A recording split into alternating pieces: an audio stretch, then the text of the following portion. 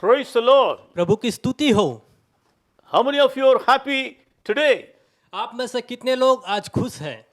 Because I'm going to tell you a good news. क्योंकि मैं आज आपको अच्छी सुसमाचार को बताने जा रहा हूँ। Something good that you can follow and you can be blessed by God. और ऐसा अच्छा मैं आपको बताने जा रहा हूँ कि वो परमेश्वर की ओर से है। Christian life is a blessed life. और मसीह जीवन एक आशीषित जीवन है। Amen. आमीन। You know why I'm telling Christian life is a blessed life? क्योंकि मैं यह आपको क्यों बता रहा हूँ इन सब बातों को, क्योंकि यह मसीह जीवन ये आशीषित जीवन है। Because Jesus promised that He will be with us even to the end of this world. और यीशु मसीह आपसे और मुझसे वायदा करता है कि इस जगत के अंत तक मैं सदा तुम्हारे साथ हूँ। Many people, they are struggling in their life. और बहुत से लोग हैं जो मसीह जीवन को नहीं जी रहे और वो समस्या को झेल रहे हैं। On Sunday, they come to church and they will be high in spirit, happy and joyful. और वो रविवार के दिन में वो आराधना में आते हैं और वे आत्मा से भरते हैं और खुश होते हैं।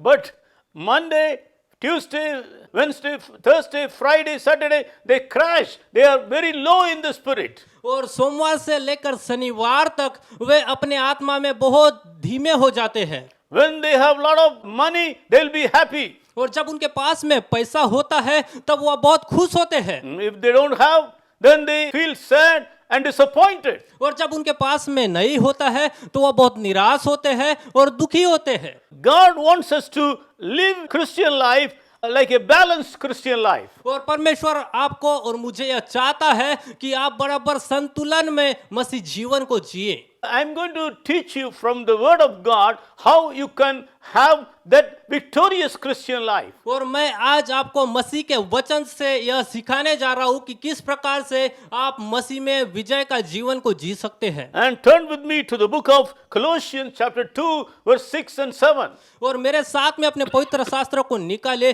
कुलुसियों की पत्री अध्याय 2 वचन 6 और 7। Paul is teaching to the church in Colossians how to live a victorious life. और पौलुस वहां पर कुलुसियों की पत्री को यह सिखाता है कि कैसे आप जयवंत जीवन को जिए। The same thing Jesus wants us to have in our life. और वही चीजें यीशु मसीह भी आपसे चाहते हैं कि आपके और मेरे जीवन में वही बातें हो। And if you read in verse 6, you can find a word saying, as you have received Christ.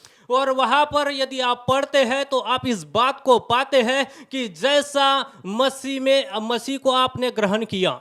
In John chapter 1 verse 12 it says, as many as have received Christ, they have been given the authority as the children of God. और यदि आप यूहन्ना की पुस्तक अध्याय 1 वचन 12 जब पढ़ते हैं तो वहां पर इस प्रकार से कहता है कि जितनों ने मुझे ग्रहण किया वह मेरे बेटे और बेटी का अधिकार को प्राप्त किया। And you may have received Christ. और आपने मसीह को ग्रहण किया है। And you may be telling, Pastor, I am a Christian, I have received Christ. और आप बोलते होंगे कि पासवान मैंने मसीह को ग्रहण किया, मैं मसीह हूँ। And I am telling you that's not enough. और मैं आपको बताना चाह रहा हूँ कि वो पर्याप्त नहीं है। And you have to receive the victory of Christ which Jesus won the battle on the cross of Calvary. और आपको वो मसीह का जयवंत उस विजय को आपको लेना है जो प्रभु यीशु मसीह ने क्रूस पर आपके लिए मेरे लिए किया है। Oh, in the cross of Calvary, many things happen.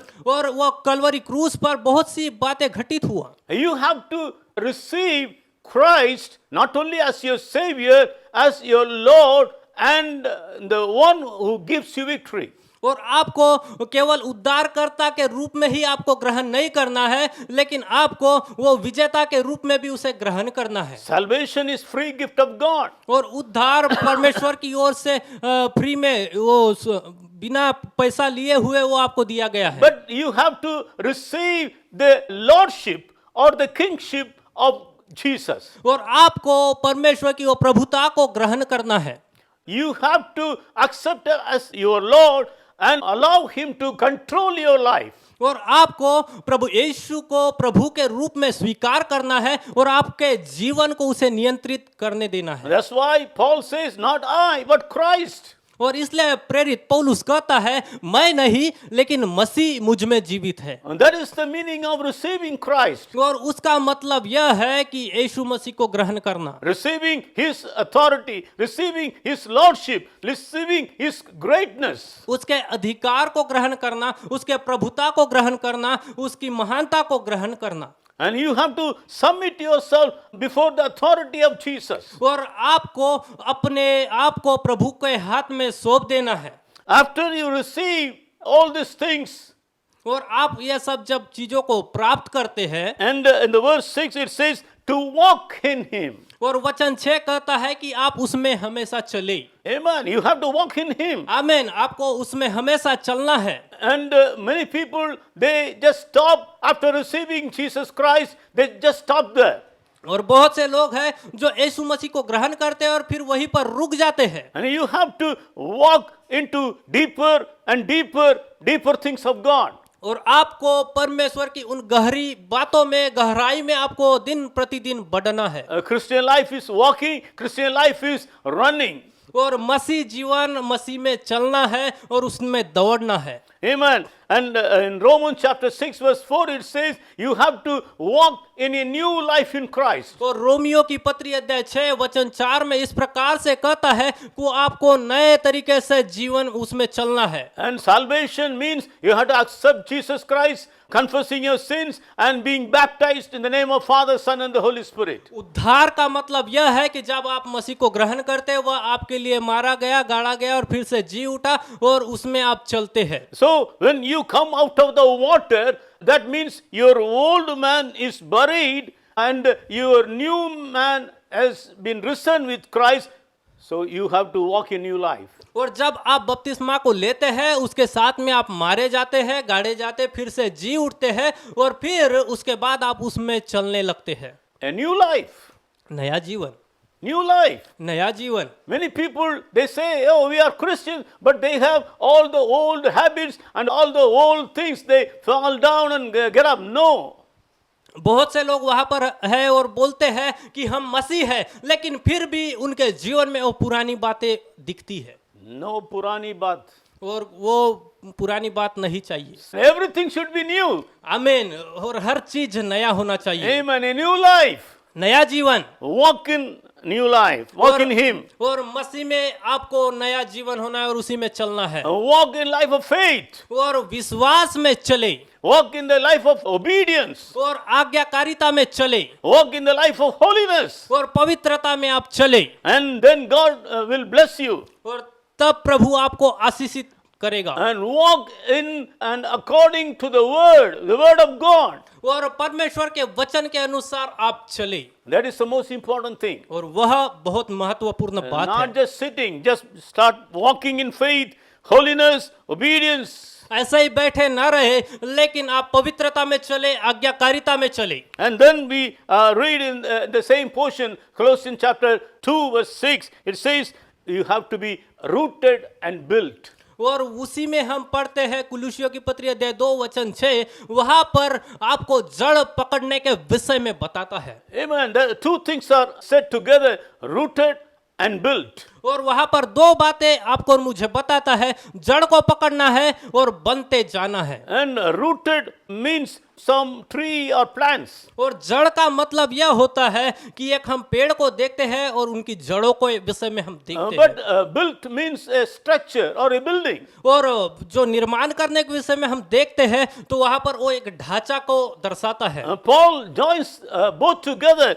You have to be rooted and you have to be built. और प्रेरित पौलुस आपको और मुझे बताता है कि आपको जड़ को भी पकड़ना है और निर्माण भी होते जाना है। And we all know when the roots go deeper and deeper, the tree grows taller and stronger. और जब हम पेड़ के विषय में देखते हैं, जैसे उसका जड़ नीचे नीचे जाते रहता है, तो वो उसका वही पेड़ वो बहुत ही ऊंचा होता है और मोटा होता है और मजबूत होता है। And the roots, if it goes deeper, it takes all the nutrition it needs for the tree to grow. और जब उसका जड़ नीचे जाता है तो हर एक जो स्रोत उसको लगता है, जैसे पानी है, वो सब चीजों को लेता है कि वो पेड़ को मजबूत कर सके।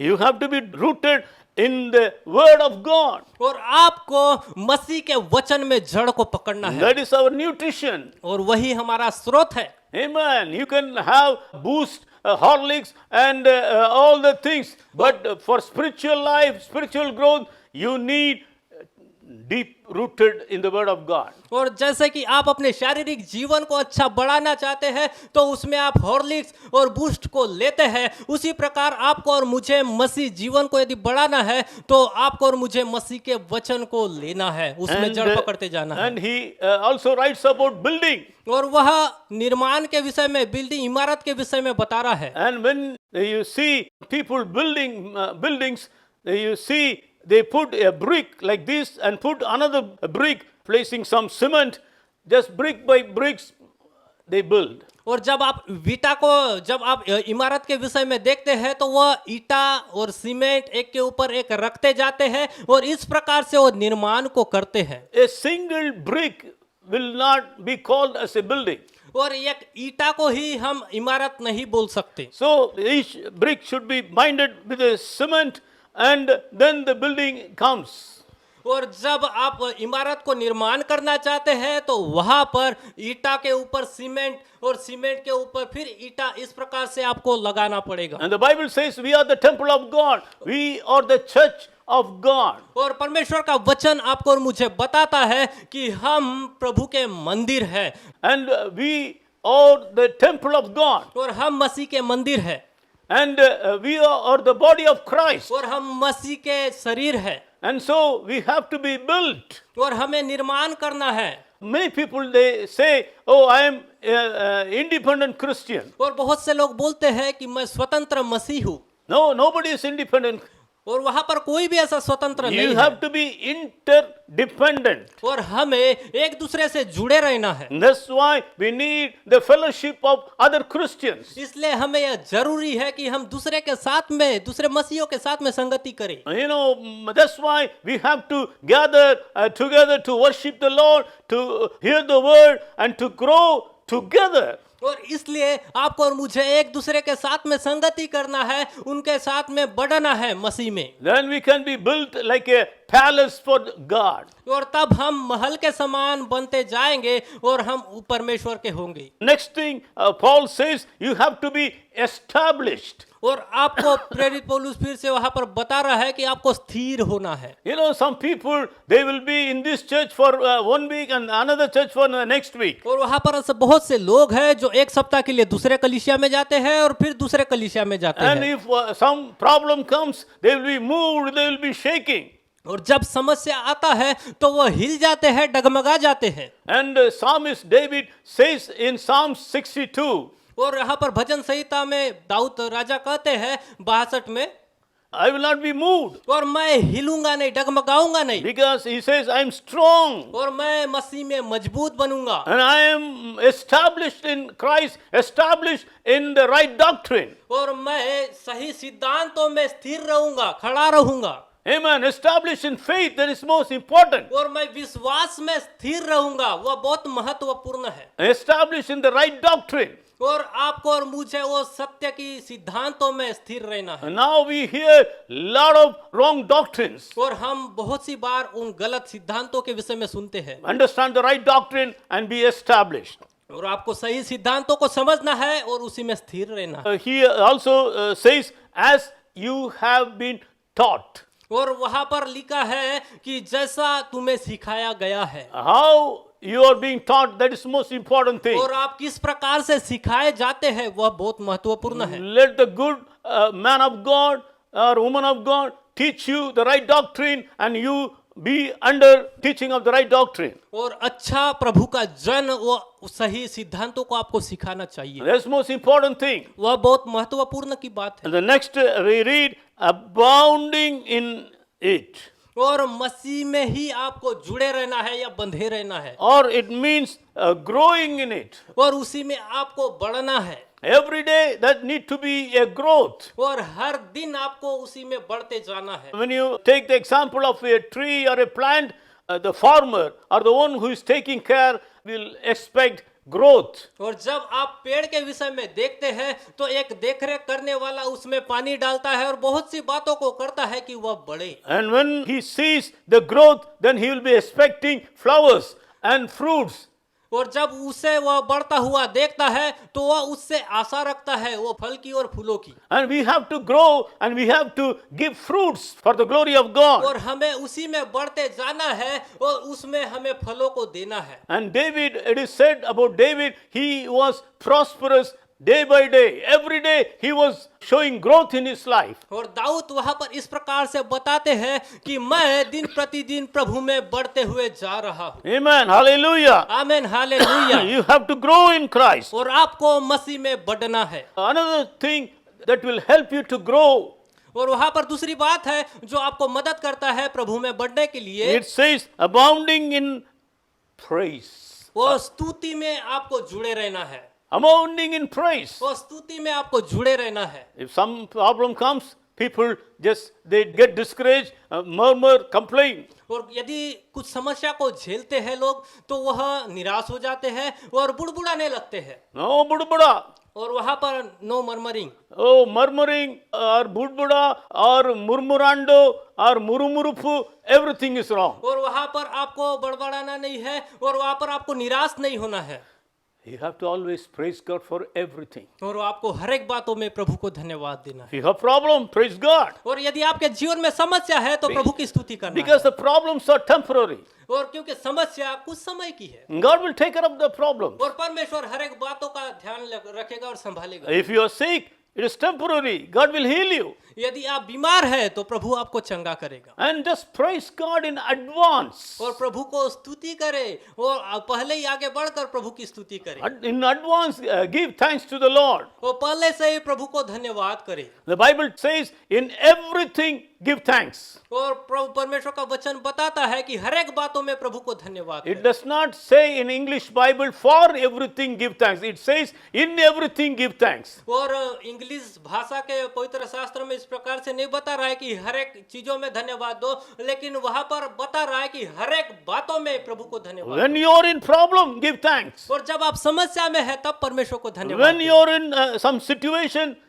give thanks. जब आप कुछ परिस्थिति में है तो आप परमेश्वर को धन्यवाद When you are करें। confused, you don't understand why these are happening in your life, just praise God. जब आप कुछ बातों को नहीं समझ पाते तब आप परमेश्वर को धन्यवाद करें। All the walls of Jericho around you will fall if you start praising God, the glorious Jesus. वो यरीहो की दीवार आप उसमें घिरे रहोगे फिर भी आपको प्रभु की स्तुति करना है। And God will start blessing you. और प्रभु आपको आशीष करेगा And He will be with you. और वह आपके साथ में If होगा। you follow these 6 very simple but very important principles of Christian life. और वह आप इन सामान्य सिद्धांतों को यदि अनुसरण करते हैं तो आप आशीषित होंगे। God bless you. प्रभु आपको आशीष दे। Let's pray. आइए प्रार्थना करें। Heavenly Father, we praise you and we thank you for this wonderful moments. स्वर्गीय पिता परमेश्वर, हम आपका धन्यवाद करते हैं इन क्षणों के लिए। Lord, you taught us today the 6 important principles how to live for you and how to be victorious. प्रभु जी, आज आपने हमें इन 6 सिद्धांतों के विषय में बताया कि हम किस प्रकार से अपने जीवन को व्यतीत करें। Lord, bless your people, Lord. प्रभु अपने लोगों को आशीष दे, Bless them. उन्हें आशीष दे प्रभु। In Jesus' name I pray. यीशु के नाम से हम प्रार्थना को मांगते Amen. हैं। आमीन। God bless you. प्रभु आशीष दे। सबको जय मसीह की। और हम आशा करते हैं कि यह वीडियो के द्वारा आप सभी आशीषित हुए हैं और हम ये चाहते हैं कि आप इस चैनल को सब्सक्राइब कीजिए, लाइक कीजिए और जो बेल आइकन बटन है उसे दबाइए और जितना ज़्यादा से ज़्यादा हो सके आप ये परमेश्वर के वचन को फैलाएं और इसे जितना ज़्यादा आप शेयर करेंगे उतना प्रभु के काम बढ़ेगा और यह बहुत अच्छा होगा। सबको जय मसीह और सबको धन्यवाद। प्रभु आपको आशीष दे।